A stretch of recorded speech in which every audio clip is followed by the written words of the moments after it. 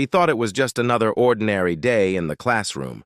Chalk on the board, students shuffling papers, the hum of science experiments. But in an instant, that calm shattered.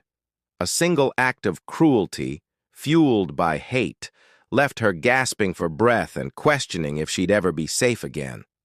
What unfolded inside that lab wasn't just about one teacher. It revealed a darkness that has destroyed countless futures. And the way her life would change, no one could have predicted. Will justice finally prevail? Or will this moment be buried like so many before? Her name was Danielle Carter, a woman who had built her life on patience, resilience, and quiet strength. Teaching was more than her job. It was her calling. In the sterile glow of the science lab, she found joy in sparking curiosity, guiding young minds toward futures brighter than her own childhood had promised. Her students respected her, some even admired her, though others carried a silent resentment she could feel but never fully understand. Outside the classroom, Danielle's life seemed steady. She had a loving husband who had fought his way to success, a man whose journey from poverty to wealth was nothing short of extraordinary. Together, they believed they had carved out safety in a world that too often denied it. But beneath the surface of her routine, an unease lingered. Subtle glances in the hallway, whispers when she passed, the kind of tension she'd learned to ignore, because to acknowledge it would mean confronting a reality she wasn't ready to face. What Danielle didn't know was that the storm she had spent years outrunning was about to break, right in the middle of her classroom. At first it was small, a snide comment disguised as a joke, a notebook shoved just a little too hard across the desk. Danielle brushed it off, the way she had been trained by life itself to brush off so many subtle stings. She told herself these were just kids, restless, testing boundaries, but deep inside she felt it. That heavy, familiar current of hostility, sharpened by the fact that her skin alone seemed to provoke it. One student in particular, a boy named Ryan, carried himself with an arrogance that seemed older than his years. He sneered when she spoke, muttered under his breath when she turned her back, and smiled at the laughter his cruelty earned from a few others. Danielle corrected him gently, never giving him the satisfaction of seeing her anger. But the disrespect grew bolder, as though he knew there would be no consequences. It wasn't long before whispers became taunts. He started staying after class, lingering with a smirk that felt less like defiance and more like a warning. Danielle's heart would race as she stacked papers and pretended not to notice, her mind replaying the faces of every teacher, every mentor who had once told her, "Be careful, because sometimes they don't see you as human." Then came the day everything changed. The lab was alive with the smell of chemicals, the crackle of burners, the scratch of pens. Danielle moved between rows answering questions when she caught sight of Ryan staring, not at his experiment, but at her. His jaw clenched, his fist tightening around a pencil until it snapped. The sound echoed louder than it should have, and for a moment the entire room stilled. Her instinct screamed at her to step back, to keep her distance, but before she could move, he rose from his chair. His movements were slow, deliberate, carrying an edge of menace that made the air in the room thicken. A few students laughed nervously, unsure if this was a prank. Danielle wasn't. When he reached her desk, his voice dropped into a venomous growl she had heard too many times in the world outside these walls. Words meant to remind her of her place, to strip away her dignity in front of the class.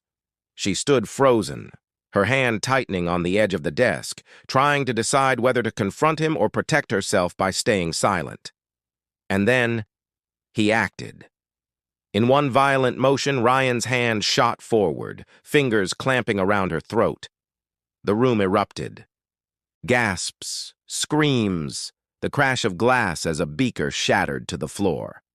Danielle's breath caught in her chest, her vision flashing white at the shock of the attack. Students scrambled backward, some too stunned to move, others pulling out phones. But the worst part wasn't the physical pain, it was the silence that followed. The silence of authority that had ignored her warnings, the silence of a system that allowed this kind of hatred to fester. And as her life seemed to hang in the balance, one question cut through the chaos. Would anyone step in before it was too late? Danielle's knees buckled as Ryan's grip tightened, his knuckles whitening with rage. Each second stretched like an eternity, the sound of her gasping breath mixing with the terrified cries of her students. Her vision blurred at the edges, dark spots flickering as her body fought for air. She clawed at his arm, desperate, but he held firm. His face twisted into something far darker than defiance. For a split second, the world seemed to move in slow motion. Desks scraped, chairs clattered, and yet no one intervened. Fear froze them in place. Phones recorded. Whispers rippled through the room, but Danielle was utterly alone. Her mind screamed with 1,000 memories, her mother's warnings, the sideways looks at staff meetings, the quiet burden she had carried every day as a black woman in spaces that never truly welcomed her. And now, here she was, fighting for breath in front of the very children she had promised to protect. The weight of history pressed down on her chest just as much as Ryan's hand. She wasn't just a teacher under attack, she was every black woman told to stay quiet, every voice silenced by fear. And with every passing second, she felt herself slipping closer to becoming another forgotten headline. Then, the door burst open. Heavy footsteps thundered into the room, a voice cutting through the chaos like a blade. Her husband. His face was carved with fury, his presence so commanding that the students fell silent. For Ryan, the smug grin faltered as his grip finally loosened.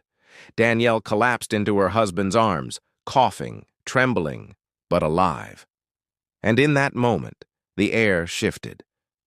The boy who thought he could humiliate her had no idea that he had just destroyed his own future. The aftermath unfolded like a storm that refused to settle. Ryan was pulled away, his arrogance stripped bare as the reality of his actions came crashing down. There were hearings, disciplinary boards, and headlines that spread beyond the walls of that school. For Danielle, the bruises on her neck would fade, but the scars carved into her spirit would not. Her husband stood beside her through every step, not just as a protector, but as a witness to a truth too many try to deny. His wealth, his influence, ensured that Ryan could not hide behind excuses or sympathetic whispers. The boy who once believed he held power learned instead that hatred carries consequences. His future, once filled with privilege and opportunity, was shattered by his own hand.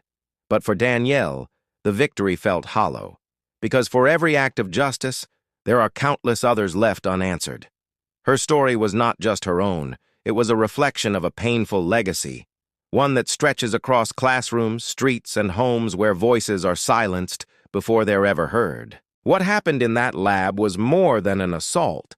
It was a reminder that even success, respect, and resilience cannot shield a person from the violence of prejudice. That racism is not just history, it is alive, breathing, shaping lives every single day.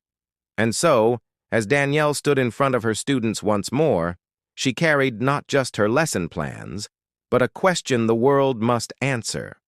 How many more lives must be scarred before justice is more than a reaction, before it becomes the reality we all deserve?